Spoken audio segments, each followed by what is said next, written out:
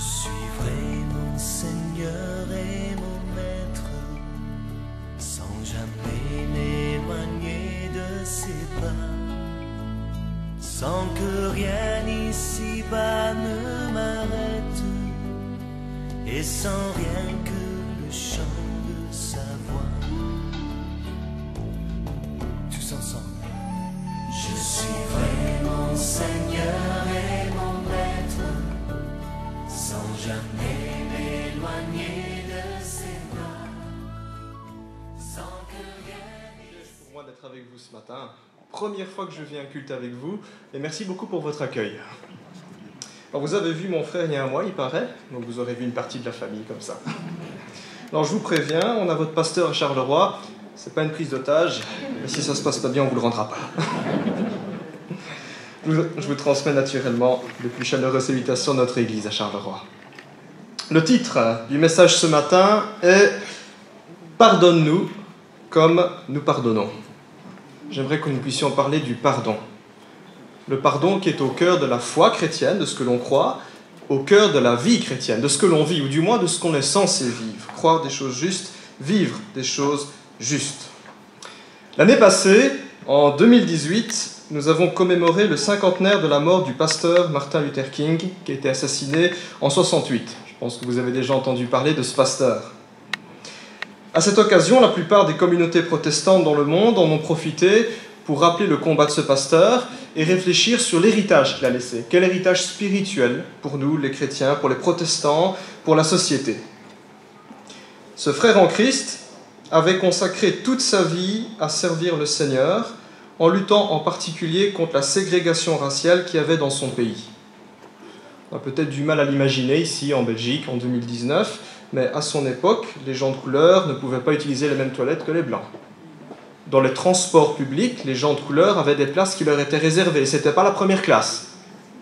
Les sous-places, moins nettoyées, celles dans le fond, là-bas que personne ne veut. Toutes sortes de discriminations. Il a lutté contre ça. Sa lutte se voulait non violente. Il n'a pas cherché à imposer ses idées. Il n'a pas cherché à manipuler ou à manigancer pour imposer ses idées, mais en tant que chrétien, il croyait que l'Évangile ait la puissance de changer les cœurs. Son influence fut si grande et si marquante qu'il reçut le prix Nobel de la paix 4 ans avant sa mort. Il avait alors 35 ans, ce qui faisait de lui le plus jeune lauréat de sa génération. Jamais personne n'avait obtenu le prix Nobel de la paix à un âge si jeune. Parmi les propos les plus percutants que l'on retient de lui, dans son célèbre discours « I have a dream », l'histoire a retenu cette phrase. Écoutez bien. Il a dit ceci: « Nous devons apprendre à vivre ensemble comme des frères, sinon nous allons mourir tous ensemble comme des idiots. » Je relis la citation. « Nous devons apprendre à vivre ensemble comme des frères, sinon nous allons mourir tous ensemble comme des idiots. » C'est plein de bon sens, hein, cette phrase, plein de bon sens. Une parole de sagesse qui, entre autres, met le doigt sur un obstacle qui nous empêche de vivre ensemble comme des frères. Et cet obstacle, c'est l'absence de pardon. Je ne dis pas que c'est le seul problème dans les relations, mais c'est un problème majeur. La rancune. Le non-pardon dans nos relations. Quand il n'y a pas de pardon, les relations ne peuvent aller qu'en s'empirant. Pourquoi ? Parce que nous sommes pécheurs. Et quand on est pécheur, on pêche. On subit des choses mal et on commet des choses mal. Et quand on ne pardonne pas, ce sont des fautes qui s'accumulent dans notre tête, il y a le souvenir, mais dans notre cœur, il y a la souffrance aussi, il y a les sentiments qui sont là. Ça s'accumule et au final, la pression monte et ça finit par exploser. Pour reprendre la citation, on finit par se dévorer comme des idiots. Le manque de pardon est ce qui caractérise notre culture à l'échelle mondiale. On vit dans une culture du non-pardon. Il suffit simplement de regarder un peu la Belgique, comment elle fonctionne. On a un beau pays, parmi les plus riches de la planète, c'est très bien, et on a deux communautés, les Wallons et les Flamands. Je pense qu'en général, les Flamands n'ont rien contre les Wallons, ni les Wallons contre les Flamands. J'ai des amis flamands. Pourtant, au niveau politique, on sent qu'il y a de la tension. Hein ? Certains Flamands se souviennent du passé, quand le Sud prospérait, qu'ils étaient humiliés, qui devaient descendre dans le sud pour travailler dans les fermes et dormir dans les granges. Certains Wallons se souviennent du Wallenbuiten, quand on a été mis à la porte de Louvain. Et certains disent, mais regardez, tous ces partis indépendantistes, la NVA ou Tchik ou Tchak. On parle de révolution dans d'autres pays, de guerre, de génocide. Il n'est pas non plus nécessaire d'aller si loin, de regarder à l'échelle mondiale ou à l'échelle nationale, il suffit de regarder un petit peu plus proche de nous. On va un petit peu zoomer, regardons nos foyers. Il y a des foyers parfois où ça se passe mal, il n'y a pas de pardon. Il y a des parents qui ne parlent plus avec leurs enfants et des enfants qui ne veulent plus parler à leurs parents, en souvenir de ce qu'il m'a fait, ou du bien qu'il aurait dû me faire et qu'il n'a pas fait. Il n'était pas là quand j'en avais besoin. Des frères, des sœurs qui ne se parlent plus, des cousins, des cousines, des tantes, des oncles. Dans les couples aussi, parfois ça se passe mal, on ne se parle plus. Un petit peu comme les escargots, là, il y a une antenne, on essaie de communiquer, puis aussitôt que ça touche, ça rentre. Alors on ne se parle pas, puis on se dit, on va vivre chacun de notre côté, on va se séparer, puis on se dit, voilà, les choses sont ce qu'elles sont, on va l'acter, on divorce. Tragédie, surtout quand il y a des enfants. Et même dans nos églises protestantes évangéliques, on est censé célébrer le pardon divin. Même parfois, là, il peut y avoir des problèmes de pardon. Il y a parfois dans des assemblées, ça peut arriver, peut-être ici, je ne vous connais pas, donc ne vous sentez pas visé si je parle, mais parfois on s'assied et puis on sait qu'il y a telle sœur qui vient d'entrer dans la salle et on est bien content qu'elle s'assied de l'autre côté. Comme ça, on n'aura pas besoin de lui dire bonjour à la tasse de café ou la croiser, parce que telle sœur ou tel frère, il m'a dit ça, il m'a fait ça. Parfois, on en veut au pasteur. Il n'est pas là, c'est pas lui qui m'a demandé. C'est vrai, on peut en vouloir à son pasteur. Il ne m'a pas bien compris, il m'a mal jugé, alors il a fait ça. Il n'était pas là quand j'avais besoin de lui, alors que j'avais laissé un mail ou un message. Parfois, le pasteur peut en vouloir à ses membres. Ils m'ont fait ça pendant l'assemblée générale. Quand le pardon n'est pas là, c'est comme on a une base de données des problèmes non résolus. Et ça peut déborder aussi ici dans les églises. C'est comme ça qu'il y a parfois des divisions. C'est terrible. La moitié de l'église qui dit je suis pour et l'autre je suis contre et on s'en va en faire une autre église. Dommage. Alors que nous devrions vivre ensemble comme des frères, nos sentiments, ce qui se passe dans le cœur, trahit plutôt une volonté de nous détruire ou d'entretenir des choses qui peuvent nous détruire. J'aimerais partager avec vous un texte dans la parole de Dieu. Je vous invite à ouvrir votre Bible dans l'évangile de Matthieu et nous lirons Matthieu chapitre 18, versets 21 à 35. Matthieu chapitre 18, versets 21 à 35. C'est un chapitre qui est fort connu, c'est le fameux chapitre où Jésus dit « Si ton frère a péché, tu vas le trouver. S'il ne veut pas entendre raison, tu y vas avec plusieurs personnes. S'il ne veut toujours pas entendre raison, tu y vas avec toute l'Église. » Bref, Jésus parle de la question du péché et comment chercher la restauration. Et les disciples écoutent ça. Et Pierre, ça va le faire tiquer. Il a quand même quelques questions à ce sujet. Et nous allons lire son intervention. Donc Matthieu chapitre 18, versets 21 à 35. Et nous lisons ceci au verset 21. Pierre s'approcha de Jésus et lui demanda « Seigneur, si mon frère se rend coupable à mon égard, combien de fois devrais-je lui pardonner? Est-ce que je devrais le pardonner jusque 7 fois ?» « Non, lui répondit Jésus, je ne te dis pas d'aller jusqu'à 7 fois, mais jusqu'à 77 fois 7 fois. Enfin, 70 fois 7 fois, c'est une traduction française. En effet, il en est du royaume des cieux comme d'un roi qui voulut régler ses comptes avec ses serviteurs. Lorsqu'il commença à compter, on lui présenta un de ses serviteurs qui lui devait 60 millions de pièces d'argent. Comme ce serviteur n'avait pas de quoi rembourser, son maître ordonna de le vendre comme esclave, avec sa femme et avec ses enfants, ainsi que tous les biens pour rembourser sa dette. Le serviteur se jeta alors aux pieds de son roi, il se prosterna devant lui et le supplia, et lui dit « Pitié, sois patient envers moi, je te rembourserai tout. » Pris de pitié pour lui, son maître le renvoya libre, après lui avoir remis toute sa dette. À peine sorti, ce serviteur rencontra un de ses compagnons de service qui lui devait 100 pièces d'argent. Il le saisit à la gorge et lui dit « Paie-moi ce que tu me dois. » Son compagnon se jeta à ses pieds et le supplia « S'il te plaît, sois patient envers moi, lui dit-il, je te rembourserai tout. » Mais l'autre ne voulut rien entendre. Bien plus, il alla le faire jeter en prison en attendant qu'il ait payé tout ce qu'il lui devait. D'autres compagnons de service, témoins de ce qui s'était passé, en furent profondément attristés et ils allèrent rapporter toute l'affaire à leur maître. Alors celui-ci fit convoquer le serviteur qui avait agi de la sorte et lui dit « Tu es un mauvais serviteur. Tout ce que tu me devais, je te l'avais remis parce que tu m'en avais supplié. Ne devais-tu pas toi aussi avoir pitié de ton compagnon, comme moi j'ai eu pitié de toi ?» Et dans sa colère, son maître le livra au bourreau, jusqu'à ce qu'il ait remboursé toute sa dette. Voilà comment mon Père Céleste vous traitera vous aussi, si chacun de vous ne pardonne pas du fond de son cœur à son frère. Jusque la lecture. Dans ce passage, c'est Pierre qui prend l'initiative. Pierre, parmi les 12, est un petit peu l'apôtre qui était bourru. Il était plutôt rentre-dedans avec des questions très directes.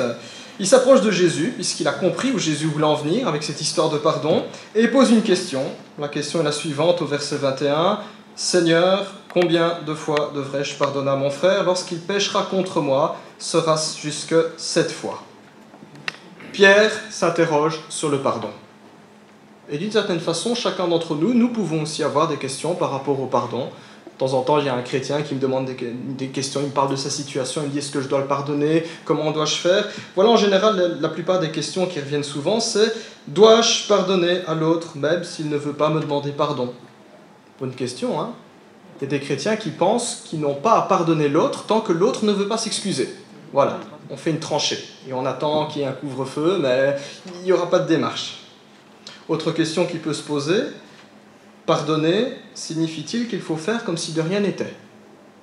Voilà, mon voisin vient de brûler ma voiture, je choisis de le pardonner, mais ma voiture, elle est toujours calcinée. Est-ce que pardonner signifie impunité? Pas de conséquences, pas de réparation? Bonne question aussi. Dois-je pardonner à l'autre s'il recommence tout le temps? Il m'a mis une baffe, il s'est excusé sincèrement et 5 minutes après, il recommence. Et c'est comme ça tous les dimanches. Est-ce que je dois le pardonner? Remarquons dans sa question que Pierre se propose de pardonner jusqu'à 7 fois une même personne. Ça, quand même, il faut le faire. Je n'ai jamais vécu ça, quelqu'un qui vient s'excuser 7 fois d'affilée dans la même journée. Alors, ce n'est pas anodin si Pierre propose jusqu'à 7 fois. Il faut savoir qu'à son époque, eh bien, les rabbins enseignaient qu'un bon juif doit pardonner jusque 3 fois. Après 3 fois, tu peux pardonner ou tu peux l'envoyer bouler, littéralement. Donc Pierre, ici, est vraiment généreux. Il dit à Jésus, est-ce que je dois y aller jusque 7 fois? Très, très généreux. Et Jésus lui répond, je ne te dis pas jusque 7 fois, mais jusqu'à 70 fois 7 fois. Autrement dit, tu dois être prêt à pardonner celui qui t'a fait du tort au moins 490 fois. Vous avez déjà eu ça? La même personne qui demande pardon 490 fois en une journée, c'est... Jamais vécu ça, jamais vu. Hein. Si c'est le cas, venez me trouver à la fin du culte, comme ça je pourrai en parler lorsque j'aborderai la question du pardon la prochaine fois. Jésus est en train de dire ici qu'il faut être prêt à pardonner autant de fois que nécessaire. Jésus veut attirer l'attention ici sur le fait que le pardon, ce n'est pas une question de chiffres et de comptabilité. Alors, il y a des gens qui sont très doués en maths, et il y a des gens qui n'aiment pas les maths. Mais en termes de rancune, on est très bon en maths. Parce qu'on sait qu'en 1982, la tante Jacqueline, elle nous a fait ça. Et en 83, elle a finalement demandé pardon, et voilà qu'en 1985, elle remet le couvert. Et donc, on s'en dit qu'elle ne tire pas le sang, et on lui en veut. On retient, on calcule. Quelqu'un qui a demandé pardon 3 fois d'affilée, on va lui retaper à la figure gentiment, on va dire, bah, tu t'es déjà excusé 3 fois, on l'a compté. Jésus attire l'attention ici que le pardon, ce n'est pas une question de chiffres, ce n'est pas une question de comptabilité. Ce n'est pas comme une liste où je coche simplement en disant j'ai fait ma bonne action. C'est avant tout une disposition de cœur. Si le cœur y est, il n'y a pas de chiffres, il n'y a pas de comptabilité. 490 fois s'il le faut, c'est ça que Jésus veut dire. Le pardon, c'est ce qui découle tout naturellement de l'amour que Dieu déverse dans notre cœur. Un frère dans sa prière a cité tout à l'heure que l'amour de Dieu couvre nos péchés. C'est tout à fait vrai. Et si nous laissons cet amour agir en nous, couler en nous, nous serons poussés à imiter notre Père Céleste, à agir dans ce sens-là. La Bible ne dit pas que c'est facile. Elle montre une direction. Pour montrer cela, Jésus va raconter une petite histoire, c'est ce que nous appelons une parabole, une histoire qui parle d'elle-même. Dans son histoire, on voit un serviteur qui devait de l'argent à son maître, au roi, c'est-à-dire à l'État à l'époque, puisque les rois étaient absolus. Il devait de l'argent à l'État, les taxes. Et apparemment beaucoup d'argent. Alors, je ne sais pas ce que vous avez comme version de la Bible. Moi, je lis dans la Semeur. Peut-être qu'il y a Second 21 ou Français courant. Dans certaines versions, c'est 10 000 sacs d'argent. Dans d'autres versions, c'est 60 millions de pièces d'argent. Moi, des sacs d'argent et des pièces d'argent, ça ne me parle pas. Donc, en lisant le texte, je me suis posé la question, ça fait combien en euros? Qu'est-ce qu'il doit à son roi? Alors, je n'ai pas fait toutes les recherches, et heureusement il y a des spécialistes, des historiens qui ont étudié tout le cours de la monnaie, qui ont estimé. Alors il faut savoir qu'un sac d'argent, c'est 6000 pièces d'argent. Une pièce d'argent, c'est le salaire moyen d'un ouvrier non qualifié. En Belgique, on dirait à la louche, allez, 90 € brut. Donc vous faites le calcul, là vous pouvez sortir vos tablettes ou vos smartphones, ça nous fait 90 € multiplié par 6 000 multiplié par 10 000, ça nous fait 5 400 millions d'euros. Vous imaginez dans votre boîte aux lettres, avertissement, extrait de rôle 2019, 5 400 millions d'euros. La Belgique n'aura plus de dette publique après. Et vous serez fauché accessoirement aussi. 5 400 millions d'euros, c'est ce qu'il lui doit. C'est ça l'histoire que Jésus raconte. En gros, c'est une dette que personne ne veut avoir, une dette qu'on ne saurait pas rembourser tout simplement. Même si le serviteur travaillait 24 heures sur 24, 7 jours sur 7, sa vie ne suffirait pas pour rembourser cette dette. Voilà où Jésus veut attirer l'attention. Impossible à payer. Qu'est-ce qui se passe quand on doit de l'argent en Belgique et qu'on ne sait pas rembourser? Alors la loi est bien faite, enfin ça dépend de quel côté de la loi on se trouve. Si vous avez des factures et que vous ne les payez pas, vous allez avoir un rappel, en général avec un petit supplément, un deuxième rappel et puis une lettre de menace. Et puis après, l'huissier va venir frapper à la porte et il va saisir vos biens. Il va prendre le salon, la salle à manger, la chambre à coucher, la télévision. Et si ce n'est pas suffisant, il y aura saisie automatique sur votre salaire, sauf si vous êtes insolvable. Ça, c'est la loi belge. En Israël, à cette époque-là, la loi permettait d'aller encore plus loin. Si le débiteur n'avait pas assez de biens, on pouvait le vendre comme esclave, non seulement lui, mais aussi sa femme et ses enfants. Et c'est ce qui se passe dans l'histoire. Le roi réalise que son serviteur n'a pas les moyens de rembourser la dette, même s'il vendait sa maison, même s'il se débarrassait de son bœuf ou de sa charrue. Et donc il dit, je vais te vendre, toi, ta femme et tes enfants. C'est un drame ici qui se passe dans cette parabole. Le serviteur comprend sa situation désespérée. Il supplie son maître de ne pas le livrer entre les mains du geôlier. En désespoir de cause, il se propose même de tout lui rembourser. Je me dis, comment il va faire? Il dit, je te rembourserai tout. C'est le cri du désespoir. Et dans son histoire, Jésus nous dit que le roi est pris de pitié et lui remet sa dette. Il lui remet entièrement, j'insiste. C'est pas qu'il lui dit, bon, tu sais, c'est vrai, 5 400 millions d'euros, c'est beaucoup, je t'en remets 4 milliards. Allez, tu me dois un petit milliard, c'est tout. C'est pas que le roi lui dit, écoute, on va faire un plan de paiement. Ce sera 1 million chaque mois. Il lui remet sa dette à zéro. On passe de 5 400 millions d'euros à 0 €. Il n'y a plus rien du tout. Vous savez, quand on vous remet une dette pareille, ça change une vie. Moi, ça me fait du bien quand je retouche pour les contributions. Ça change une vie quand on vous remet une dette. Ça change une vie. Après avoir bénéficié de la bienveillance de son maître, ce serviteur croise un de ses camarades. On apprend que ce camarade lui devait 100 petites pièces d'argent, c'est-à-dire une bagatelle en comparaison de tout ce que lui devait et en comparaison de la dette qui lui était remise. Il le saisit par la gorge et il exige un remboursement immédiat. Son camarade n'a pas les moyens de le rembourser, fin de mois difficile, peut-être d'autres factures. Il lui demande de prendre patience.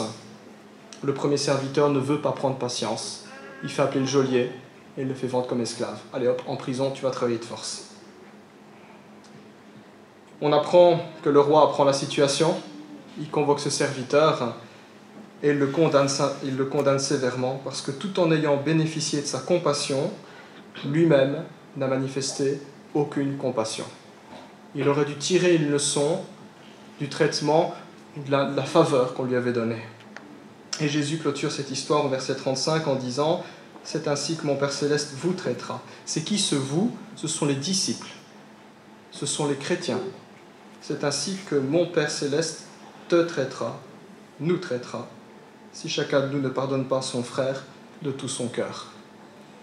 Ça fait réfléchir. L'histoire de Jésus nous montre que nous devons pardonner aux autres, comme Dieu lui-même nous a pardonné en Jésus-Christ. C'est la marque du chrétien. La marque du chrétien. Il y a un épisode assez intéressant dans le Nouveau Testament. À un moment donné, les disciples vont demander à Jésus « Enseigne-nous à prier ». Et Jésus va leur apprendre la prière du Notre Père. Je crois que c'est une prière que tous les chrétiens connaissent. Nous prions parfois cette prière, ou alors on la récite tous ensemble en église. Et il y a une phrase clé dans cette prière, c'est « Pardonne-nous nos offenses, comme nous pardonnons aussi à ceux qui nous ont offensés exactement ». Qu'est-ce que ça veut dire cette phrase ? Littéralement, ça veut dire « Seigneur, Dieu, traite-moi comme je traite les autres en ce qui concerne le pardon ». C'est ça qu'on demande à Dieu, hein. Pardonne-nous nos offenses comme nous pardonnons aussi à ceux qui nous ont offensés. Si on a un problème avec quelqu'un et qu'on ne veut pas le pardonner, c'est pas le genre de prière qu'il faut prier. Seigneur, traite-moi comme je traite les autres par rapport au pardon. Jésus remettra une couche, après avoir enseigné le Notre Père, il dira, si vous pardonnez aux hommes leurs fautes, votre Père Céleste vous pardonnera aussi, mais si vous ne pardonnez pas aux hommes, votre Père ne vous pardonnera pas non plus vos fautes. Christ veut montrer que dans notre relation avec Dieu et avec notre prochain, le pardon est au cœur. Parce qu'il est au cœur de l'Évangile. Parce que c'est un Dieu qui veut nous pardonner.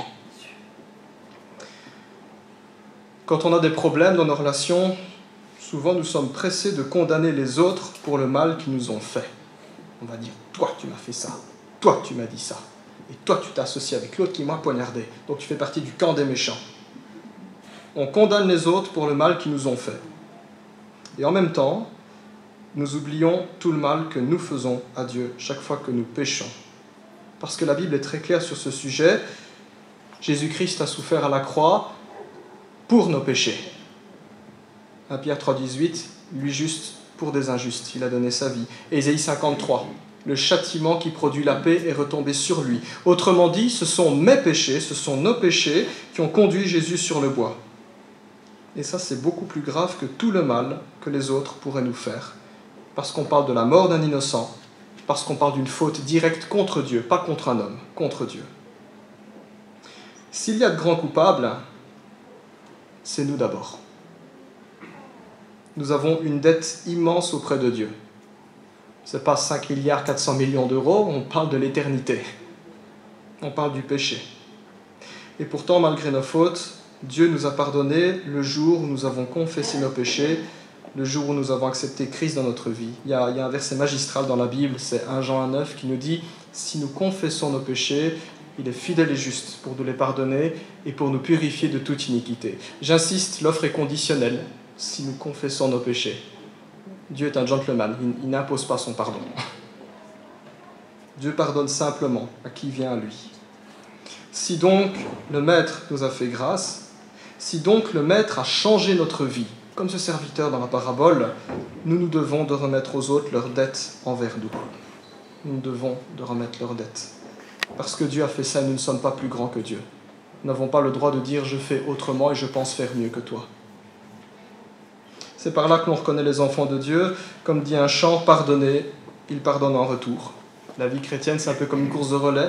On reçoit de Dieu, on est béni pour être en bénédiction aussi pour les autres. Même pour être en bénédiction vis-à-vis de nos ennemis. Nous n'étions pas amis de Dieu lorsqu'il est mort à la croix pour nous. Il a aimé ses ennemis. Un chrétien ne garde pas rancune, mais il peut s'en remettre à celui qui a le pouvoir de guérir son cœur, de consoler son cœur. C'est important. Pardonner, ça ne veut pas dire refouler ses sentiments et faire comme s'il n'était pas là. Mais dire, Seigneur, ça me blesse. Tu m'as créé, tu m'as sauvé, tu peux guérir. C'est s'en remettre à Dieu, s'en remettre à lui seul qui a le pouvoir de juger les cœurs et de rendre à chacun selon ses œuvres. Comme dit la Bible, à lui la vengeance, à lui la justice.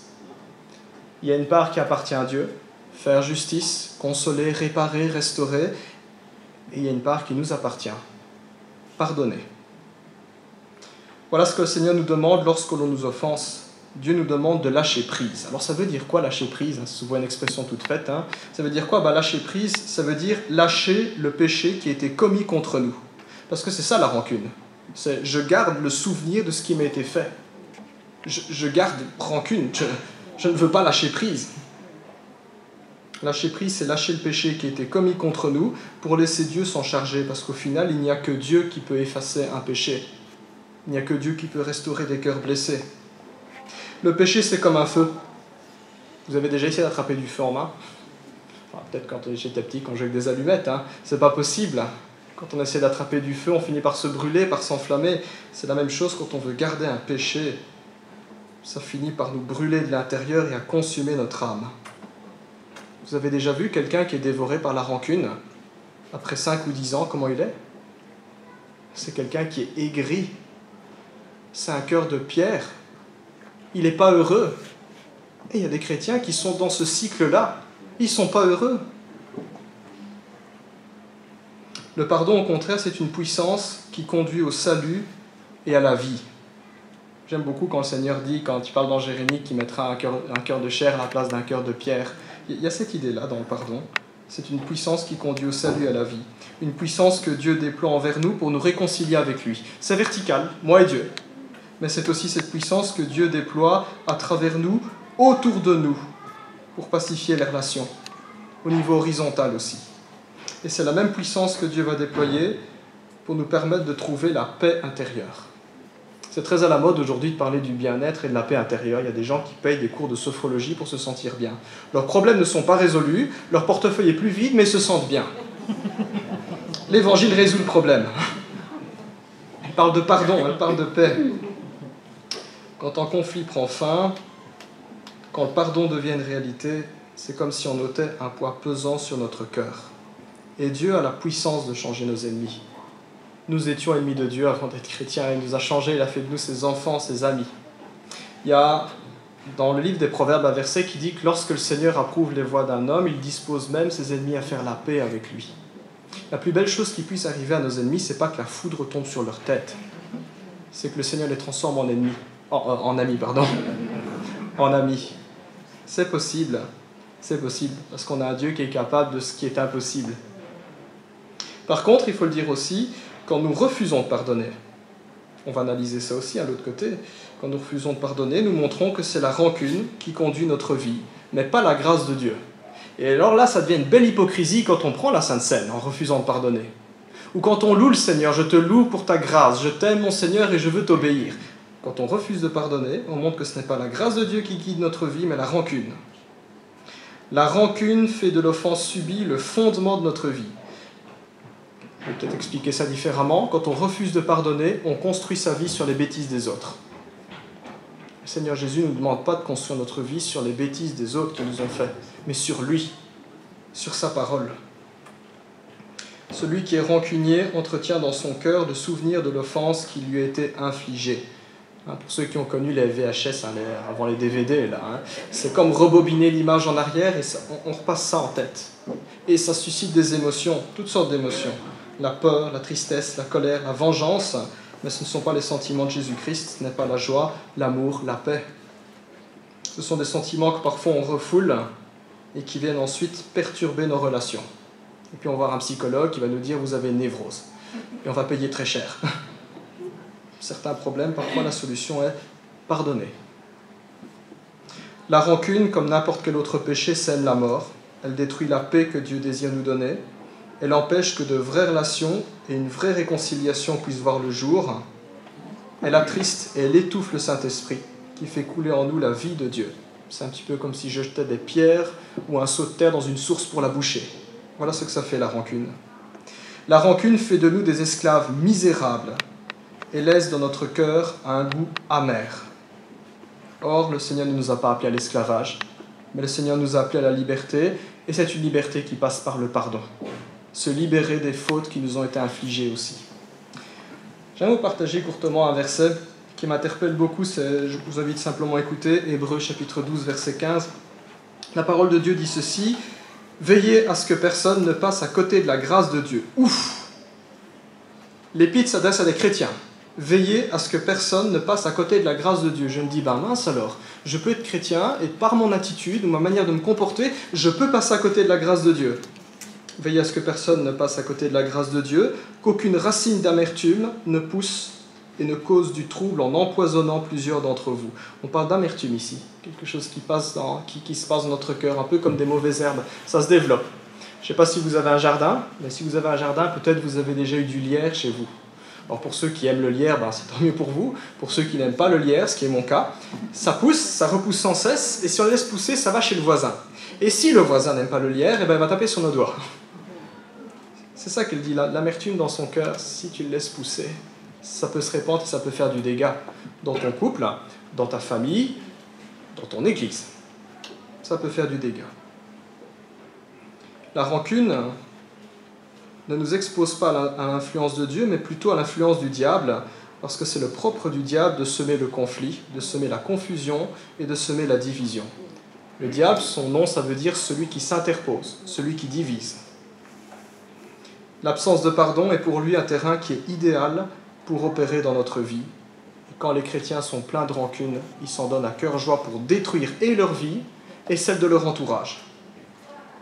Il y a beaucoup de problèmes spirituels, beaucoup de blocages dans la vie des chrétiens, difficulté d'être joyeux, difficulté de grandir spirituellement, difficulté d'entrer dans la prière, de louer le Seigneur. Beaucoup de blocages qui résultent d'un manque de pardon. Celui qui est rancunier ne connaît pas le bonheur. Et celui qui choisit la rancune comme style de vie ne connaît certainement pas le Seigneur Jésus. En conclusion, l'Église vit de grâce et de pardon. En tant que frères et sœurs en Christ, nous vivons de grâce et de pardon. On a été pardonnés par Dieu, c'est la base, c'est le premier exemple, c'est ce que Dieu nous a donné. Il est donc normal que la grâce et le pardon caractérisent les relations entre chrétiens et que nous puissions aussi l'offrir à notre prochain, même à ceux qui ne connaissent pas le Seigneur. Nous devons pardonner aux autres, même si ceux-ci ne semblent pas disposés à demander pardon, parce que ce sont les dispositions qui étaient en Jésus-Christ. Vous voyez, le jour de la crucifixion, au moment où on est en train d'enfoncer les clous dans les pieds et dans les mains du Christ, Luc chapitre 23, verset 34, on voit le Christ qui dit « Père, pardonne-leur, car ils ne savent pas ce qu'ils font. » Je ne sais pas ce qu'est devenu les gens qui ont cloué Jésus. Peut-être sont-ils devenus chrétiens, peut-être pas. Mais je sais une chose, je vois les dispositions de mon Seigneur. Père, pardonne-leur.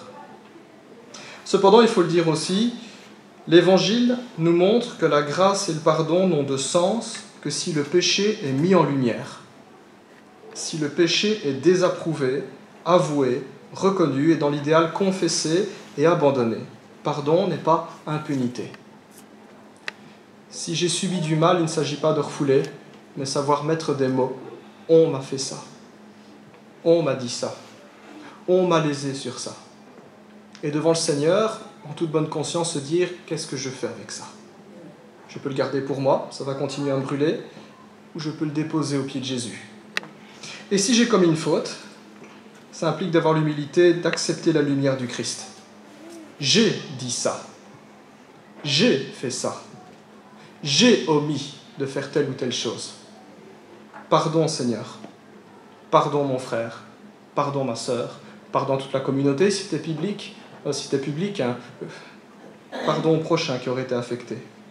C'est seulement là qu'une véritable réconciliation peut voir le jour. Le pardon, ce n'est pas l'impunité. Même nous, chrétiens, pardonnés par Dieu, nos péchés ont été punis. C'est Christ qui a pris la punition. C'est en vivant la grâce et le pardon de cette façon que les chrétiens marchent dans la vérité et marchent dans l'amour qui sont en Jésus-Christ. La vérité, on accepte que le péché soit mis en lumière. L'amour, on est prêt à pardonner. Je terminerai simplement en citant l'apôtre Paul, Éphésiens chapitre 4, versets 31 et 32. Voici ce qu'il dit, que toute amertume, toute fureur, toute colère, tout éclat de voix, toute calomnie et toute forme de méchanceté disparaissent du milieu de vous. Soyez bons et pleins de compassion les uns envers les autres. Pardonnez-vous réciproquement, comme Dieu nous a pardonné en Jésus-Christ. Amen. Je vous invite à prier. Seigneur, nous voulons te remercier pour ta parole. Alors que nous l'avons ouverte, que nous t'avons écoutée, nous prions que tu ouvres aussi nos cœurs. Tu connais chacun d'entre nous, tu connais cette Église, les frères et sœurs ici présents, nos vies. Seigneur, nous voulons te dire merci, parce que c'est toi qui as payé le prix fort pour que nous puissions être pardonnés de nos péchés. Nous reconnaissons que bien que pardonnés, nous restons pécheurs. Nous reconnaissons, Seigneur, que parfois nous avons du mal à pardonner. Nous avons besoin de toi. Nous te demandons que par ton esprit, tu nous visites, touche notre cœur, donne-nous de manifester ta vie de pardon, Seigneur. Nous te remercions pour ta grâce, nous te remercions pour ton amour, pour ta fidélité, et nous prions que cette parole que nous avons entendue puisse trouver un écho dans notre vie, afin que nous puissions être heureux et afin que tu sois glorifié. Au nom de Jésus. Amen. Je vous remercie.